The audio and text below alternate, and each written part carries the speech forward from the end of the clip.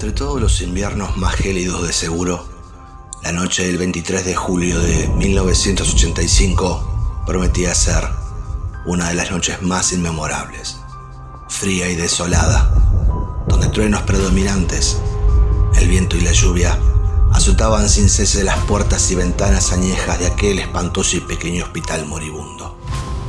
Un hospital cuyo lugar databa desde hace más de un centenar de años en la ciudad de Tijuana, México, y por el cual el joven Ricardo, un simple empleado novato de 27 años, concurría diariamente al establecimiento. Afortunadamente Ricardo culminaba su horario y con ansias esperaba su pronto reemplazo para volver a su hogar, aunque la espera era un letargo. Mientras tanto, hacía los recorridos por los largos y sombríos pasillos que conectaban a cada habitación. Las luces tenues del lugar parpadeaban de forma intermitente, dando una triste impronta entre el olvido y la desazón. Pero para su fortuna, todos dormitaban apaciguadamente, garantizándole de esta manera su partida luego de un arduo día laboral. El edificio contaba con un reducido personal, 15 habitaciones ocupadas y un director que poco frecuentaba.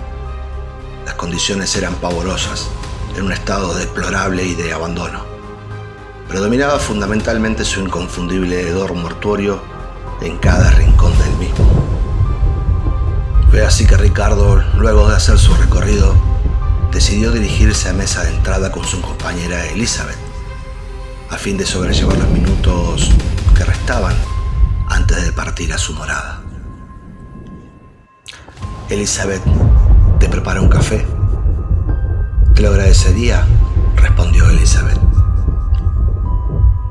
En medio de la lluvia torrencial y de los relámpagos que iluminaban los rincones más oscuros, Ricardo se dirigió de inmediato a la cocina para preparar dichos cafés. Y fue que en ese preciso instante, que al tomar la azucarera y de forma inminente, una luz resplandeciente y cegadora lo sorprendió por completo, acompañado de un estruendo que estalló a pocos metros del lugar, destruyendo así un poste de luz y cortando la energía de forma general en varios sectores, como así también en el hospital. Ricardo había quedado paralizado por el inmenso impacto de aquel rayo, a lo que inmediatamente el instinto lo llevó a la mesa de entrada para asistir a su compañera. Al llegar velozmente encuentra a su compañera tumbada sobre el suelo en estado de shock. Él ve que su compañera estaba bien y automáticamente toma de la cajonera una linterna para hacer los recorridos por los pasillos. Para sorpresa de ambos, llega lo inesperado: una ambulancia en medio de la torrencial noche, dos tripulantes a toda prisa, iluminando todo el frente de la entrada de aquel hospital. A ciencia cierta y a simple vista se podía divisar como quien baja velozmente del mismo, dirigiéndose a la parte trasera del vehículo, movilizando así una camilla con un cuerpo cubierto por una mortaja ensangrentada. El escenario requería de colaboración. Asimismo, Ricardo súbitamente decidió dirigirse hacia la entrada a socorrer al personal. Y tras abrir las puertas, la pobre imagen del joven hablaba por sí sola, con su sobretodo amarillo encapuchado y su pálido rostro denotaban en él un aspecto desalentador. «Buenas noches», dijo el sujeto luego de pasar con la camilla adentro. «Me llamo Juan. Soy auxiliar de otro hospital junto con mi compañero Alberto, que es quien está en la ambulancia. Nos han encomendado traerles un cuerpo de una mujer degollada. Desconocemos los motivos, aunque será algo temporal, ya que debía ser dirigido a otro establecimiento. No tienen de qué preocuparse. Nos informaron que no hay otro lugar. Les agradecería inmensamente, y si no es mucha molestia, dejarlo una noche aquí. ¿Podría ser?». En ese momento, Ricardo, atónito, no tuvo más remedio que dirigir la mirada a su compañera Elizabeth. Y tras una pausa en silencio, Elizabeth asintió con la cabeza, lo cual Ricardo, con una bocanada de aire, contestó: «Está bien, Juan. Muchas gracias. Por cierto, ¿tu nombre?». «Soy Ricardo Santoro, y Y ella es Elizabeth, mi compañera. Bien. Suerte y buenas noches, contestó Juan. Dicho esto, y luego de un apretón de manos con Ricardo, Juan se marchó dirigiéndose al vehículo, continuando así su trayectoria en la tempestad de la noche. Sin más, Ricardo, antes de llevar la camilla a la morgue, tomó la linterna para comenzar los recorridos por los pasillos, y antes de hacerlo, llega su compañero de reemplazo, su compañero David. Luego de un saludo cordial entre ellos, David permaneció en la entrada del hall con Elizabeth, mientras Ricardo recorría cada habitación para asegurarse de que todo esté en meras condiciones. Minutos después, Ricardo vuelve para informar a sus compañeros que todo iba viento en popa y que se encargaría de movilizar la camilla a la morgue del hospital.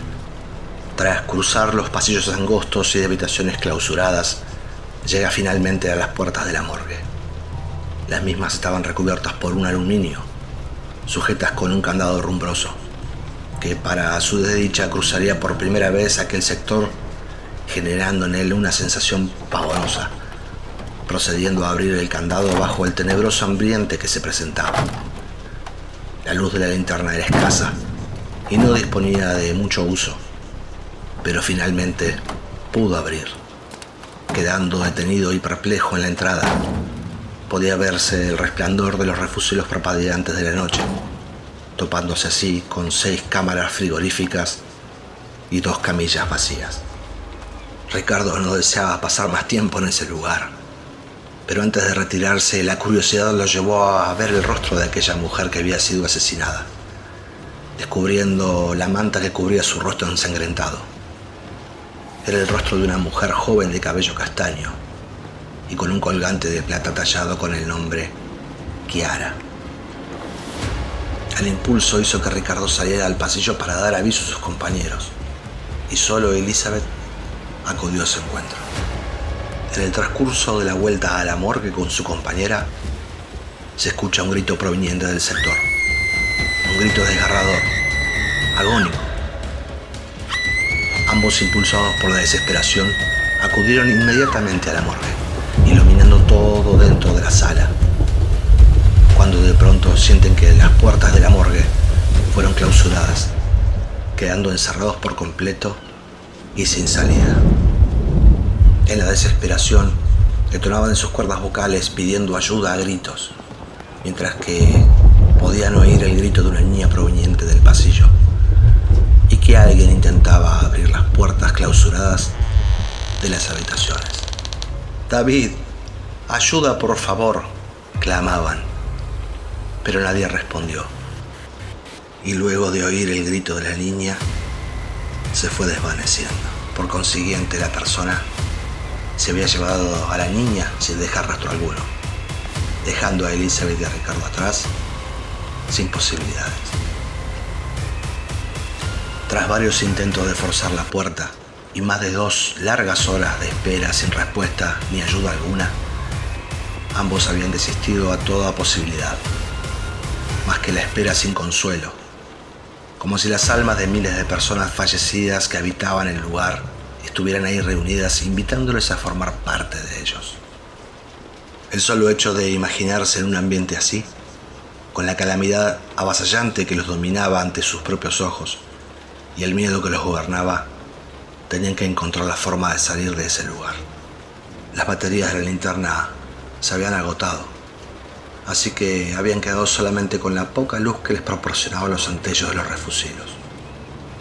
Tiempo después, Ricardo se percata que había un conducto de ventilación bastante estrecho y que quizá podría ser una posibilidad. Arrastrados por la misma desesperación, se vieron envueltos a tomar decisiones al respecto. Tal es así que no tuvieron ninguna duda en realizar cualquier cosa que estuviera al alcance. Por lo pronto, y tras una búsqueda desesperada por salir de allí, decidieron mover las camas de aluminio para poder alcanzar la tapa del conducto de ventilación. La misma estaba atornillada, pero sus tornillos eran tan añejos que con unos simples golpes con sus manos pudieron remover la tapa. El primer paso estaba realizado. Ricardo ayudó a su compañera a poder trepar, logrando su cometido. Ambos en plena oscuridad ya estaban dentro de los conductos a ciegas, plagados de telarañas y toda clase de insectos. Buscaban poder hallar una salida, como dos roedores merodeando incesantemente las extremidades de los mismos. Exhaustos por la larga trayectoria y el cansancio que implicaba, dieron afortunadamente con una luz muy sutil. Se oían voces muy cercanas al lugar. Ricardo trataba de forzar la rejilla dándole golpes con sus manos, logrando así quitar nuevamente la tapa y desembarcar en lo que parecía ser el área de quirófano. Intrigados y resguardándose de quien se aproximaba con una linterna y un cuchillo, Ricardo se moviliza hacia un costado de la pared, más precisamente al lado de la puerta.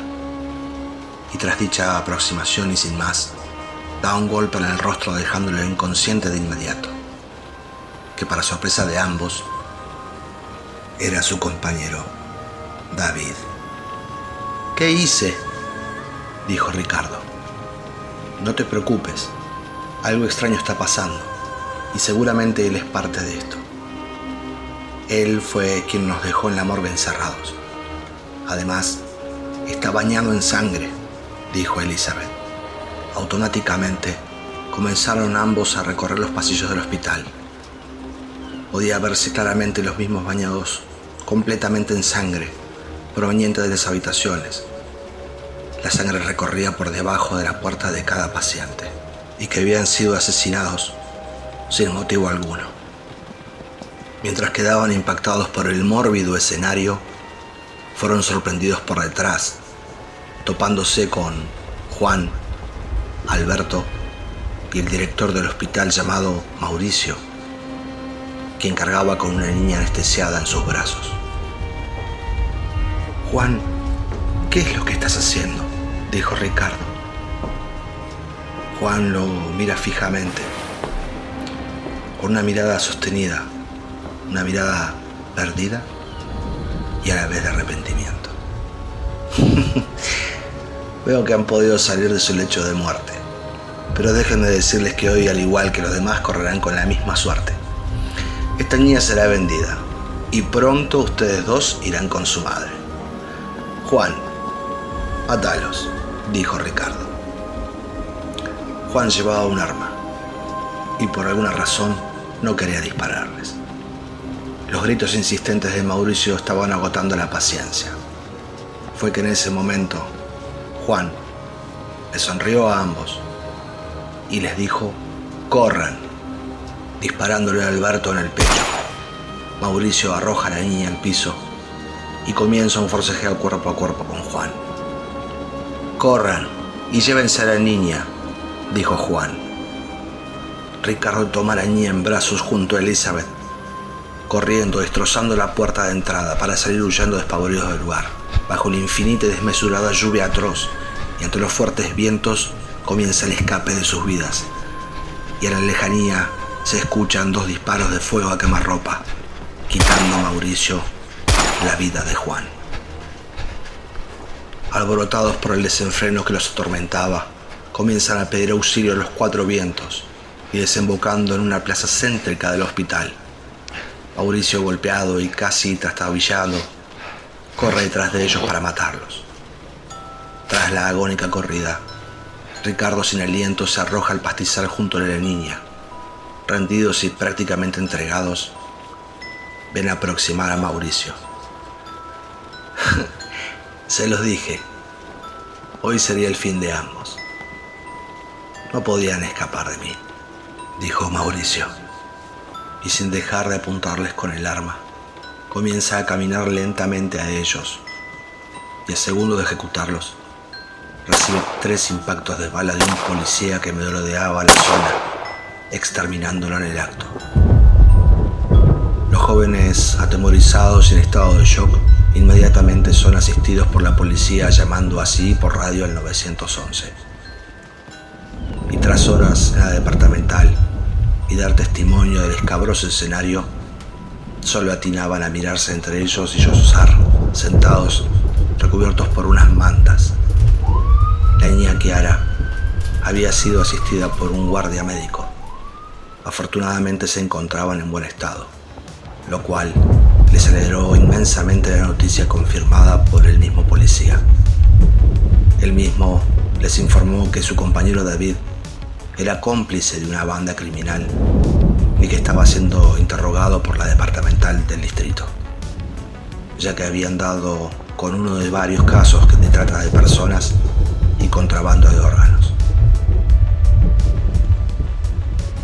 Tras horas de interrogatorios y de tomar dichas declaraciones, el policía deja ir a ambos. Ya para ese entonces estaba amaneciendo y había cesado la lluvia. Un taxi esperaba a Elizabeth para retornar a su hogar.